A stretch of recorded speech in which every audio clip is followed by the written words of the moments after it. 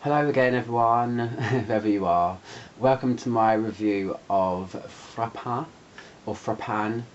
I can't pronounce it. It's Terre de Sarment. I'm not going to try and pretend that I can speak French or pronounce French words.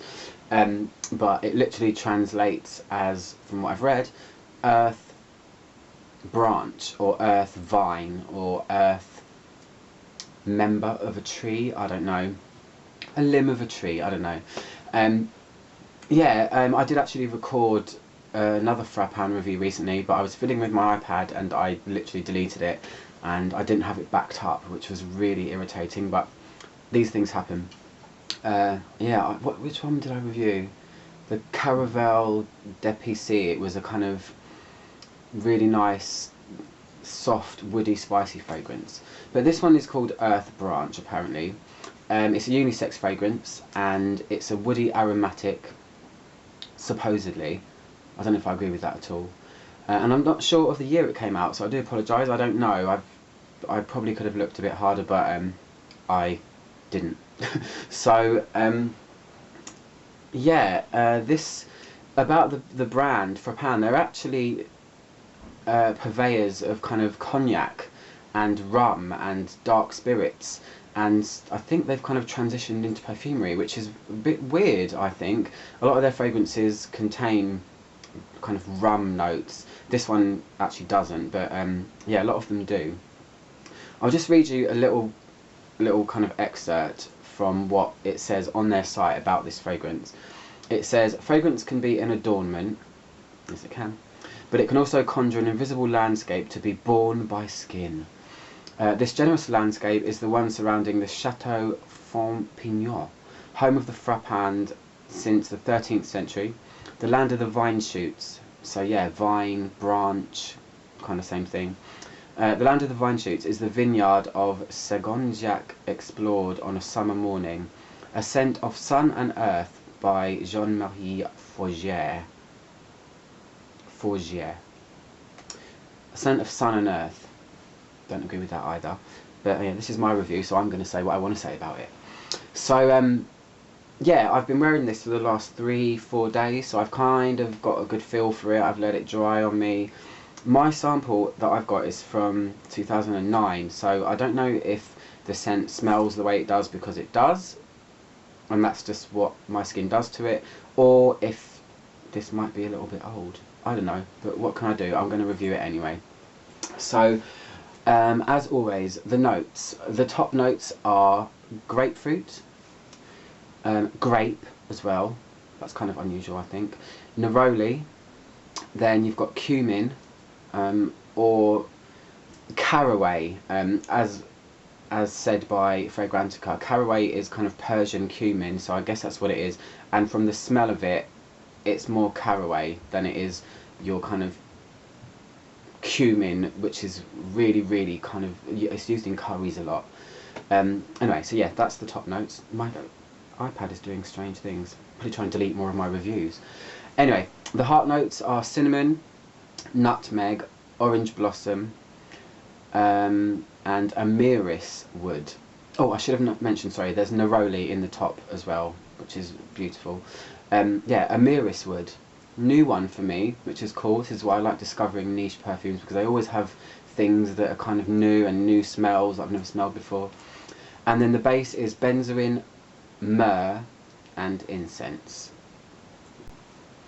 So yeah, I've had it kind of drying down on me for 3 days or so, just to, you know, do a good review. I don't want to just spritz something once and go, oh, I'm going to review the whole thing. So yeah, this is a bit of an odd one for me. I like it, but what I see on paper and from the description from the website themselves, I'm not really sure that it kind of matches up. So anyway, I'll spray it on my hand so I can give you what I get when I first spray it, because it's really cool and unusual and not what I would expect. So hold on, let me just let it dry a second. I'm expecting, looking at it, a very citrusy top. Neroli is kind of citrusy as well, even though it's kind of herbal and floral too. Cumin can be kind of dirty smelling, but what I can tell straight away is I get a kind of licoricey vibe, kind of licorice aniseed vibe, and that is definitely the caraway. Caraway apparently is in a similar kind of family to aniseed and fennel does have an aniseedy licoricey vibe as well. That's there straight away. It has a real smooth undertone straight away, which is really nice. And if there is grape in it, which I think I can smell, it almost smells a little bit winey. And there's something a little bit sour in it as well. It's like stuck between being pleasant and not. It's very weird, and it's very cool. But grapefruit, definitely not. It's way not as citrusy as I would expect. Every time I spray it, I kind of expect the citrusy notes to come out, and they don't. So you've got that there. It's a really interesting opening. It's nice. It's unusual. I've never smelled something in a combination like that before. But it's like a flash. It is gone in a flash. It changes within literally a couple of minutes on my skin. It's immediately goes into this very simplified fragrance. It smells almost like the single note of amber, even though amber is not listed as a note. But what it is the benzoin in the base. The benzoin is a huge player in this, and benzoin is a very smooth, caramel-ish, vanilla kind of note, and that immediately kind of comes forward and takes over. I do kind of get in the opening as well something that is like cedarwood, and that would be the Amiris wood. I've never experienced Amiris wood before. It's a very thin, branchy plant that they get the essential oil from, and cedarwood to me sometimes has this kind of almost like turpentine, unusual nail polishy feel to it, and there is a small element of that to this. So there is a kind of woodiness to it, but as I said, it's gone in a flash. It's already changing. What happens is no spices. I can't smell any kind of definite spiciness in this fragrance. It's like the benzoin comes forward and it creates a very simple, at least 1 to 2 hour what's the word? Not experience. Smell. 1 to 2 hour time frame, there you go, of just pretty much golden, warm, kind of milky amber. It's like it levels out very quickly and goes into just where is everything? Where's everything gone? I feel like there's a lot of notes in this that aren't really getting their chance to at least contribute. Maybe it's just my skin chemistry, I don't know, but it stays like that for, like I said, about 2 hours.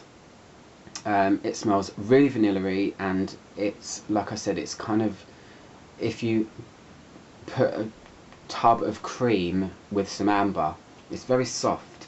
This is no way kind of aromatic and woody and earth and branch. This is more,